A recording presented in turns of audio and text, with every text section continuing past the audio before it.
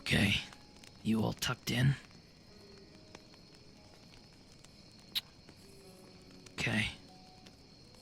You really want me to read you a bedtime story? You know I'm already here to protect you. Okay. Well, hold on. Let me grab a book.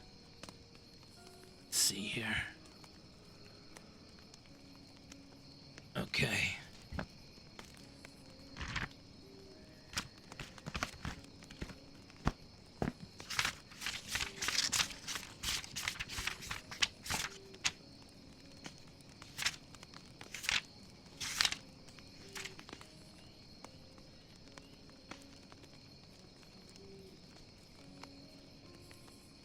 Okay. Let's see here. Okay, here's a good one.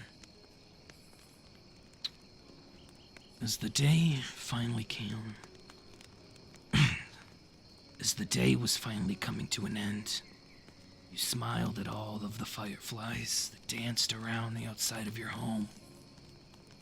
The moon shined beautifully above the calm waters of the little koi pond you had built, leaving the moment to a beautiful, peaceful memory.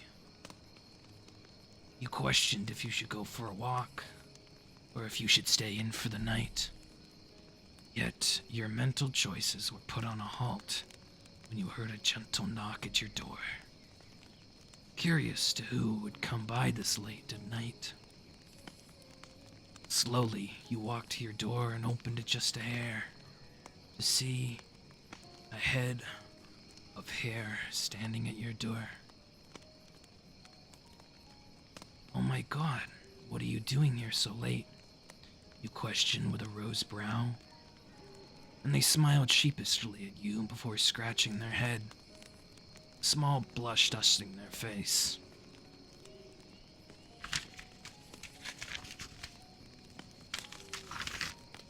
I couldn't sleep. I went out for a walk and decided I would come here instead. That's okay with you, right? They questioned quietly, messing with their hands as you smiled sweetly at them, nodding your head. Of course it's okay. Come on in. I can make you some hot chocolate. You chuckled, and their eyes lit up at your words as they smiled happily at you.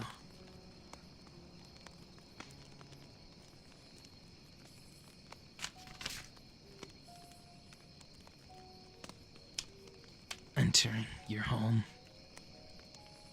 As they sat down on your couch, you walked to the kitchen to get the hot chocolate started. Humming to yourself lightly. You against black? You... No, don't laugh at me. You know how self-conscious I am about reading. I'm not very good at this, you know. You glanced back at them to see them deep in thought, staring into the roaring fireplace across from the couch. Are you alright over there? You laughed, making the boy slightly jump and sheepishly smile at you, nodding their head. Yeah, I'm okay. Sorry, I was, thinking about my day, they stuttered. And you gave them a questioning look before pouring the hot milk into a mug, quickly and getting the ingredient. Oh, even I'm getting tired. Quickly getting the ingredients to make it into a hot chocolate. Once you were finished, you brought the hot mug to them before placing it gently down on the table. Smiling at him, you sat down next to him before taking a deep breath. Relaxing to the sound of fireworks crackling. You both sat in a comfortable silence for a while as they sipped their drink, smiling every so often at how much they seemed to need it. You remember my favorite book to read before bed, right? I questioned, glancing over at you slightly as you nodded your head. smiling at him sweetly as you stood up, going to your bookshelf across the room. Let's see if I can find it, you hummed to yourself, before finding your own copy of Moonlit Bamboo Forest. Ah, here it is. You smiled happily, before pulling the book from the shelf as you turned back around, walking to sit back down on the couch. Did you want to read it? You questioned curiously, smiling at him. As a small smile met their lips, they shook his head, placing their empty cup down on the table. Actually, I was wondering if you could read it to me, they spoke quietly. Dark blush on their face as you gave them a shocked expression, chuckling slightly. Oh, of course I could, if you'd like that, you hummed, opening up the book before getting comfortable, leaning back on the couch ever so. Slightly. Oh, as they leaned in close to you, looking at the book contemptuously. You took a deep breath before scanning the first few words, composing yourself before you began to speak. Between the rustling emerald curtains of foliage, the spot where the croaks of frogs and she-live cicadas meet, lies a corner of the forest that is withered and dry, just near the wetlands beneath the mountain crags. The bamboo forest of Mount Chinsa is the verdant home to many fables. After a smell of rain, a cadence of drips and drops could be heard bouncing from the bamboo leaves and hollow bamboo stalks. Along a winding path between the bamboo spires came a young boy. He swiftly made his way along the trail, climbing up the damp crags and running down its paved mossy course. The leaves of tangled foliage and vines strewn across his path brushed against his skin. The boy finally decided to stop for a rest at a dried and withering spot among the creaking bamboo of Mount Chinse, tucked away below the mountain rock.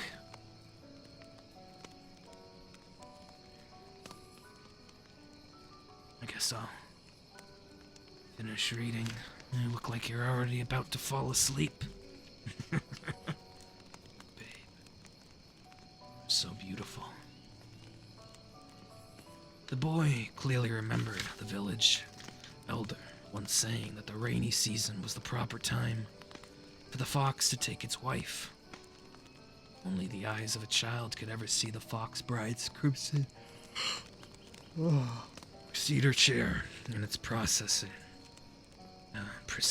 dancing through the forest accompanied by strains of music and thumping drums. The village elder also warned that kids mustn't approach any such possession.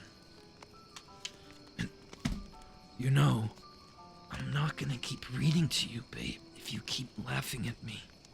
You know how sensitive I am. I can't read so well. You love me regardless.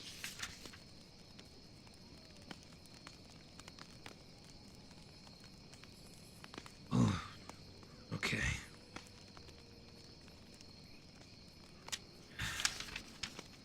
As you read the first chapter, you smiled at the story, since it was a lovely memory reading it for the first time. Yet, as you felt a sudden weight on your shoulder, you stopped reading to look over, only to see that they had calmly fell asleep, lightly gripping the fabric of your dress. Oh goodness. You chuckled slightly, quietly closing the book as you went to lean over and place it down. But a pair of weak arms wrapped around your waist, stopping you from getting up. Please, don't leave.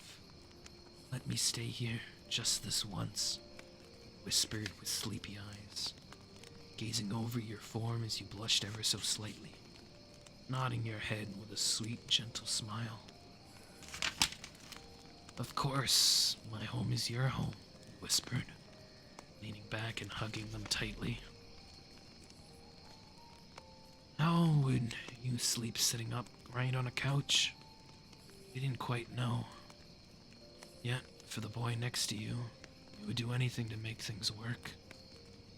The final deep breath rested on your head. Rested your head back as they placed their head on your shoulder, nuzzling into the crook of your neck lightly. Please, read me my favorite story more often. I love listening to your voice, they mumbled, making the light blush, dust your face. Of course, anything for you, you smiled, hugging them tight against you.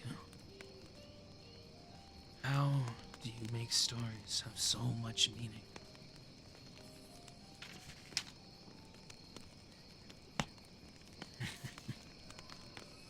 You asleep, little one? You sure look like it.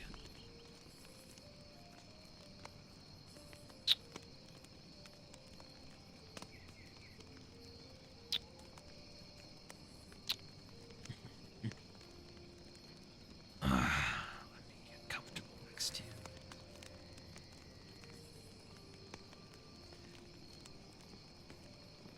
you. You awake to a knife in your throat. If monsters dig their claws into you. If death comes knocking at your door, call out my name. Adeptus Xiao. I will be here when you call. I love